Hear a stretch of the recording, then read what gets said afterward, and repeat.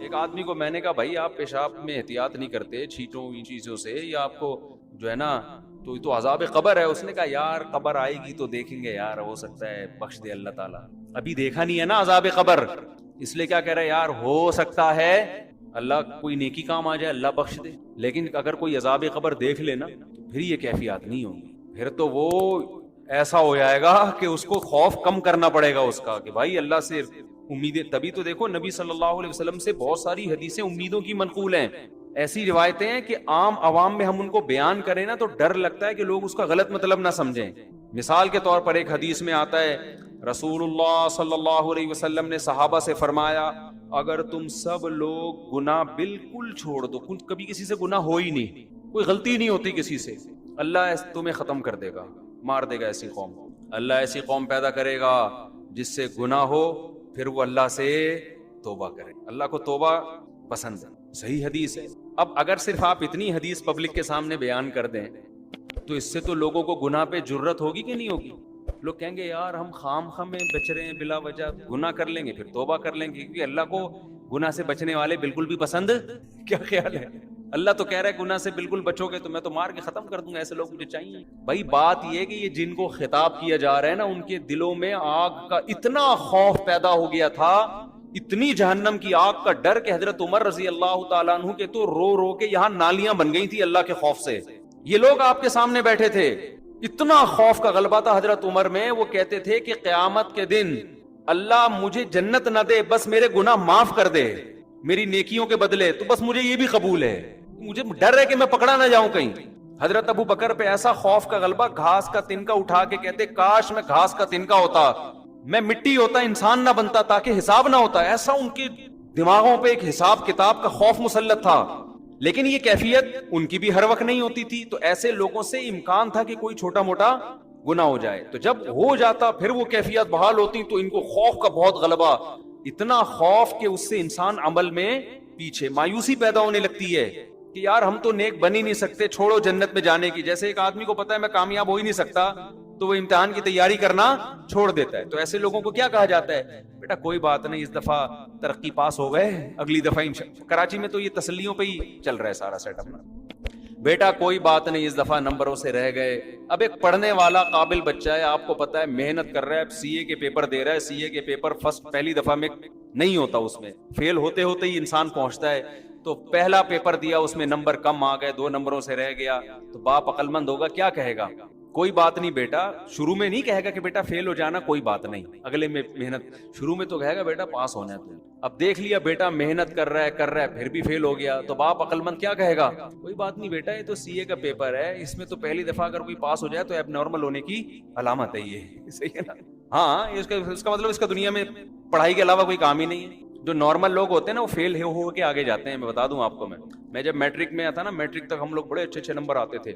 میرے بھائی نے کہا یہ پاس ہونے کا شوق صرف میٹرک تک ہی ہوتا ہے، فرسٹ ایئر سیکنڈ ایئر سے بندہ فیل ہونا. واقعی پھر الحمدللہ اللہ نے بڑا نوازا. فرسٹ ایئر میں 2-3 پیپر مشکل تھے، ہم نے چھوڑ دیا کہ سیکنڈ ایئر میں دیں گے، اس کو اکٹھے دے دیں گے. تو اور ذہین لوگ مشکل سے ہی پاس ہوتے ہیں، یہ بھی میں آپ کو بتا دوں، ان کا دماغ ادھر ادھر چلتا بہت ہے. لڑکیاں جو پڑھائی میں اتنی آگے ہیں نا، یہ ذہین ہونے کی علامت نہیں ہے، یہ ان کی فکر کیا ہوتی ہے، وہ محدود ہوتی ہے نا. ان کو پڑھائی ہے تو پڑھائی. آدمی کے پاس تو اتنے مسئلے ہیں، وہ چھوڑو بھی کیا کیا مسئلے آپ لوگ کے، تو گھومتا رہتا ہے اس کا دماغ. وہ اگر خود پڑھ رہا ہوگا اور کوئی اس کی کلاس فیلو شوق سے پڑھ رہی ہوگی تو اس کو وہ پڑھتی بھی زیادہ اچھی لگ رہی ہوگی کتاب کی نسبت. سبحان اللہ. اصل تو یہ ہے، ٹھیک ہے نا. اس کا دماغ ایک جگہ ٹکتا نہیں ہے، پھر سوچتا ہے، پھر وہ سیاسی حالات اور پھر بہت سارے آدمی کے دماغ میں نا چیزیں بھری ہوئی ہوتی ہیں. پڑھائی میں نمبر لانے والے 2 قسم کے لوگ ہوتے ہیں، یا تو بہت محنتی ذہین یا بہت بے وقوف. یا تو بہت ہی محنتی ہو نا وہ بھی چلے جاتے ہیں، یا میں نے پڑھائی بہت بے وقوف لوگوں کو دیکھا ہے کہ نمبر اچھے آ رہے ہوتے ہیں رٹے لگا کے. درمیانی طبقہ تو تھوڑا سا اس میں دماغ ہونا، وہ پھر بہت مشکل سے پڑھائی، وہ ٹکتا ہی نہیں ایک جگہ. وہ پھر کبھی وہ بیٹھتا ہے تو کہتا ہے یار ڈاکٹر میڈیکل کالج میں پڑھتا ہوں تو ٹھیک ہے تیاری کرتا ہوں. کہتے ہیں میڈیکل کالج جب تھوڑا مشکل لگتا ہے کہہ رہے ہیں انجینئر بن جاؤ نا، میڈیکل کالج کی کیا ضرورت ہے. اگلے دن وہ کہتا ہے چلو انجینئرنگ پڑھتا ہوں. پھر کہتے ہیں انجینئرنگ چھوڑو، بزنس میں دیکھو کتنا پیسہ ہے یار. اگلے دن یہ ہمارے یہاں لڑکے بیٹھے ہوئے پلان بنا رہے ہوتے ہیں، پھر وہ بزنس کی طرف آئے گا، پھر کہتا ہے ان سب چھوڑو، 4 شادیاں کرو، رزق خود بخود آئے گا. مفتی صاحب کا بیان ہے، آخر میں یہاں کے اینڈ ہوتا ہے، ٹھیک ہے کہ یار شادیاں کرو، بچے پیدا کرو، اللہ کہتا ہے شادیاں کرو، رزق خود بخود چھپڑ پھاڑ کے آئے گا، تو پھر وہ کسی کام کا رہا ہی نہیں، دماغ اس کا گھومتا ہے۔ تو میں کیا بات کر رہا تھا، کہاں سے کہاں اتنی باتیں منتشر ہو رہی ہیں، نہیں وہ تو چل رہا تھا، یہ مثالیں یہاں کہاں سے آئیں۔ میں یہ عرض کر رہا تھا کہ دو جذبے ہوتے ہیں نا انسان میں جو اس کو موٹیویٹ کرتے ہیں، نہیں یہ مثالیں یہاں کہاں سے آنا شروع ہو گئیں۔ ہاں میں عرض کر رہا تھا کہ دیکھو نبی صلی اللہ علیہ وسلم نے کن صحابہ کو یہ حدیث بتائی، میں سی اے کی مثال دے رہا تھا کہ یار ایک پیپر رہ گیا تو باپ کیا کہتا ہے کہ بیٹا یہ تو سب کے رہ ہی جاتا ہے، یہ تو سب کا رہتا ہے، کوئی بات نہیں اگلے میں ٹرائی کر لینا۔ تو صحابہ کی حالت یہ تھی کہ وہ گناہ کو، حضرت عبداللہ بن عباس کہتے ہیں ہم نبی کے دور میں کوئی کسی سے گناہ ہو جاتا نا تو ہمیں ایسا لگتا تھا جیسے کوئی پہاڑ ہے ہمارے اوپر گرنے والا ہے، ایسا اللہ کا خوف ہوتا تھا۔ اب خود دیکھو نا ایک صحابی سے زنا ہوا، نبی سے آ کے کہہ رہے ہیں کہ مجھے رجم کریں، پتھر مار کے ہلاک کریں، نبی نے ان کو نکال دیا اپنی محفل سے کہ جاؤ، بتا دیا گویا بزبان حال کہ توبہ کرو بس اللہ سے۔ تسلی نہیں ہو رہی، دوبارہ آئے، یا رسول اللہ آپ مجھ پہ حد جاری کریں۔ عورت بھی ایسا کر رہی ہے، عورت کا دل تو بہت کمزور ہوتا ہے، وہ تو پتھر مارنا اس کے لیے مشکل ہے، وہ یہ منظر نہیں دیکھ سکتی کہ لوگ کسی کو پتھر مار رہے ہوں، اور وہ نبی کے پاس صحابی آ رہی ہیں، یا رسول اللہ مجھ سے زنا ہو گیا، آپ مجھ کو رجم کریں۔ نبی نے ان کو بھیج دیا واپس، جاؤ، یعنی اشارہ کر دیا کہ بھئی اللہ سے توبہ کرو۔ دوبارہ آئیں، چوتھی بار آئیں تو نبی نے کہا کہ تمہیں حمل ہے، واپس چلی جاؤ۔ وہ اگر دوبارہ نہ آتی نبی ان کے پیچھے کسی کو نہیں بھیجتے۔ کتنا خوف، بچہ جن لیا، بچہ لے کر آئیں، یا رسول اللہ اب اس کی جان ضائع نہیں ہوگی کیونکہ بچے کا کیا قصور تھا، آپ مجھے رجم کریں۔ نبی نے فرمایا اگر تمہیں رجم کر دیا تو اس بچہ تو ماں کے بغیر یہ اس کی تربیت ہی نہیں ہو سکے گی، یہ تو روٹی پانی کا محتاج ہے۔ دوبارہ چلی گئی، 7 سال کا بچہ ہوا نا روٹی کھانے کے قابل۔ ہمیں بھی جوش پیدا ہوتا ہے گناہ سے توبہ کا 2 منٹ کے لیے، اس کے بعد ختم۔ کتنا ڈیلے کیا نبی نے ان کو کہ یہ واپس نہ آئیں، وہ واپس آئیں، بچے کے ہاتھ میں روٹی کا ٹکڑا کہ یہ خود کھاتا ہے۔ اب پھر ان کو رجم کیا، جنازہ پڑھایا نبی نے۔ حضرت عمر نے عرض کیا یا رسول اللہ ایک عورت نے زنا کیا، آپ جنازہ پڑھا رہے ہیں؟ تو نبی نے فرمایا لقد تابت توبۃ لو قسمت بین 70 من اہل المدینہ لوسعتهم۔ اے عمر اس نے ایسی پیاری توبہ کی ہے کہ اگر مدینہ کے 70 کبیرہ مرتکب گناہ گاروں میں اس کو ڈیوائیڈ کیا جائے نا تو ہر ایک کی بخشش کے لیے کافی ہو جائے۔ 70 آدمیوں کی توبہ اس ایک نے کی ہے، اکیلی نے۔ تو ایسے خاندانی لوگ تھے، گناہ شیطان نے کرا دیا، ان کو یہ کہا جا رہا ہے، امیدیں دلائی جا رہی ہیں، اتنے مایوس نہ ہو، کوئی بات نہیں، ہو گیا، گڑ گڑاؤ اللہ کے سامنے۔ یہ گڑ گڑانا بھی اللہ کو پسند ہے، اور اتنا پسند ہے کہ اگر سارے ہی نیک بن جائے نا ایسے صوفیوں کو اللہ ختم کر دے گا۔ اللہ کہے گا معافی مانگنے والے کہاں گئے بھائی؟ تو یہ ان کے بارے میں، ہمارے بارے میں قطعاً نہیں ہے کہ ہم کہیں یار اچھا ہوا ہم بھی گناہ کر رہے ہیں۔ بھائی ہم تو، وہ ہماری کیفیات ہی نہیں بن رہی گناہ کر کے، وہ ہمیں خوف ہی پیدا نہیں ہو رہا۔ تو میں جلدی سے اصل بات کی طرف آتا ہوں کہ بھائی صرف ایمان کافی نہیں ہے، وہ کیفیات بنانا ضروری ہے۔ تبھی تو قرآن کہتا ہے اذا تلیت علیہم آیاتہ، ایمان والے وہ ہیں جب ان کے سامنے ہماری آیات تلاوت کی جاتی ہیں، وجلت قلوبہم، ان کے دل دہل جاتے ہیں، وَإِذَا سَمِعُوا مَا أُنزِلَ إِلَى الرَّسُولِ، جب یہ اس کلام کو سنتے ہیں جو رسول پہ نازل ہوا، تَرَىٰ أَعْيُنَهُمْ تَفِيضُ مِنَ الدَّمِ، اے نبی آپ دیکھتے ہیں ان کی آنکھوں سے آنسو بہنا شروع ہو جاتے ہیں۔ یہ وہ کیفیات تھیں جو صحابہ کی بنتی تھیں۔ آج ہمارے دل کیا ہو گئے؟ خشک، سخت ہو گئے۔ قرآن کہتے ہیں نا فَوَيْلٌ لِّلْقَاسِيَةِ قُلُوبُهُمْ، جن کے دل سخت ہو گئے، نصیحت کی بات ان کے دل پہ اثر نہیں کر رہی۔ اچھا دیکھو قرآن بار بار دل کا ذکر کر رہا ہے، دماغ کا ذکر نہیں کر رہا، حالانکہ بات جاتی کہاں ہے؟ پہلے دماغ میں جاتی ہے، لیکن قرآن تذکرہ کس کا کر رہا ہے؟ دل کا۔ وجہ اس کی ہے کہ دماغ میں جب جذبات بنتے ہیں نا تو فوراً اثرات کہاں آتے ہیں؟ دل پہ آتے ہیں۔ آپ کی بیوی آپ سے کہے نا مجھے آپ سے محبت ہے، آپ کو اگر بیوی سے عشق ہوگا، ایک دم آپ کے دل کی دھڑکن، کوئی اجنبی لڑکی آپ سے اگر کہے کہ مجھے آپ سے بہت محبت ہے، کسی کنوارے چھڑے چھاٹ سے کہے، دل ایک دم کنٹرول سے باہر ہو جائے گا نا، یوں یوں یوں جا رہا ہے، اس کو قابو میں رکھنا مشکل ہو جائے گا، اٹیک نہ ہو جائے، اچھل کے آئے گا۔ تو اثر دماغ پہ ہو رہا ہے یا دل پہ ہو رہا ہے؟ دل پہ ہو رہا ہے، دل ہلے گا اس کا۔ لیکن بیوی صبح سے شام بولتی رہے کہ مجھے آپ سے محبت ہے، آدمی کہتا ہے کوئی تیرے اس کے علاوہ وہ کام نہیں ہے۔ وجہ کیا ہے؟ وہ جذبات کیا ہو گئے؟ ختم۔ تو دماغ تو ہلے گا، دل پہ اتنا سا بھی اثر نہیں ہو، اور اگر ہوگا بھی تو الٹا ہوگا، یعنی الٹا اثر۔ جیسے کوئی خاتون شادی سے پہلے کہہ دیتی نا آئی ہیٹ یو، تو وہ والا اثر ہوگا، اس میں دل ہلتا نا، یہ والا ہلنا شروع ہو جائے گا، اس طرح کا دل ہلتا ہے۔ تو ہاں، تو قرآن کیا کہہ رہا ہے قرآن ساری کیفیات کس کی ذکر کر رہا ہے؟ دل کی. وجہ کیا ہے؟ یہ بتانے کے لیے کہ صرف ایمان کافی نہیں ہے، عمل کے لیے کس کا بننا ضروری ہے؟ دل کی دھڑکنیں، دل کی دھڑکنوں میں ایمان پیدا ہو جائے، دل کی دھڑکنوں سے پتا چلے کہ مومن ہے. اب سوال وہی میں جلدی سے جواب دے دیتا ہوں، بہت سوال کر لیے کہ یہ کیفیات پیدا کرنا ضروری ہے، یہ نہیں تو پتا چل گیا نا. اس کو دم میں آگ لگنا کہتے ہیں. یہ صحابہ کرام میں یہ کیفیات تھیں، تبھی میدان جنگ میں تلواریں چل رہی ہیں.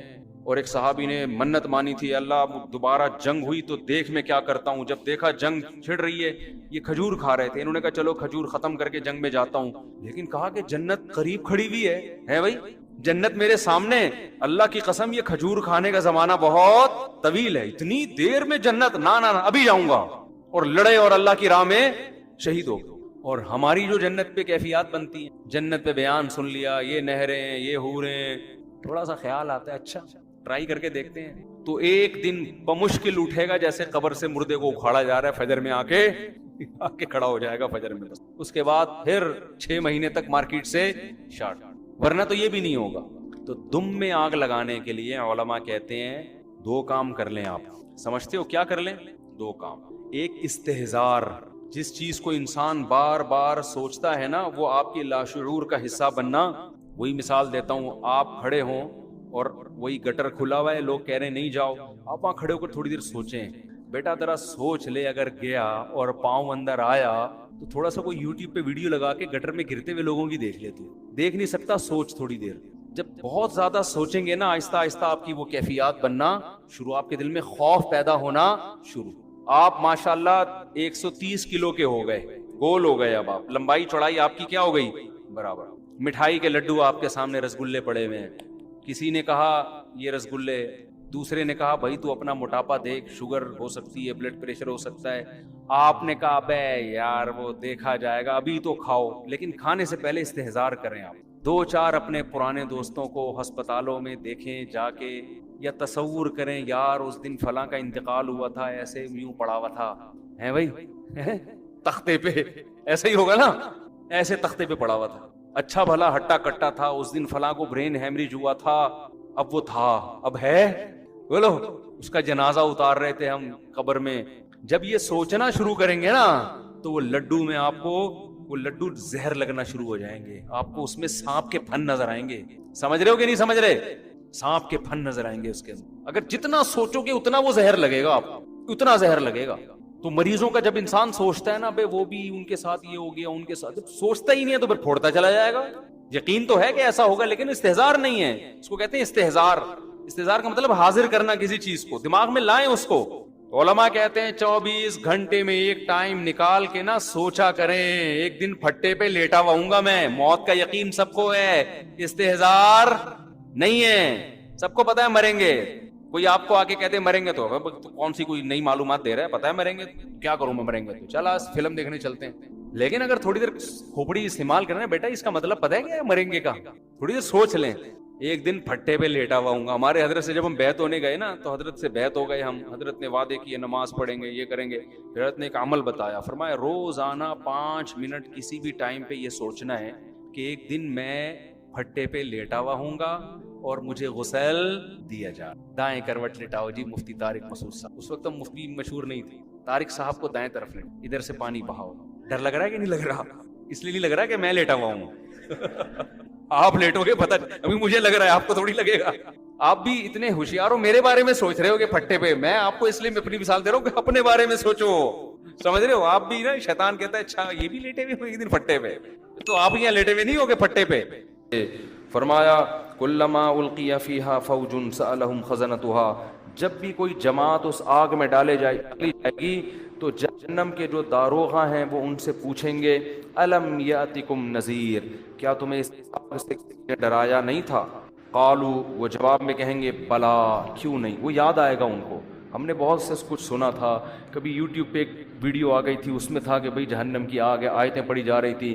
کبھی تراویح میں ہمیں کہیں سے خبر مل گئی تھی، آیتیں پڑھی جا رہی تھی. کبھی یہاں، یعنی یہ خبریں تو دنیا میں پھیلتی ہیں نا. بعض کو پیغمبر نے براہ راست سمجھایا تھا تو کہیں گے بلا قد جاءنا نذیر، کیوں نہیں، نذیر ڈرانے والا آیا تھا. فکذبنا، ہم نے اس کا انکار کر دیا. وقلنا ما نزل اللہ من شیء, ہم نے کہا اللہ نے آسمان سے کچھ بھی نازل نہیں کیا. یہ مولویوں کی باتیں ہیں.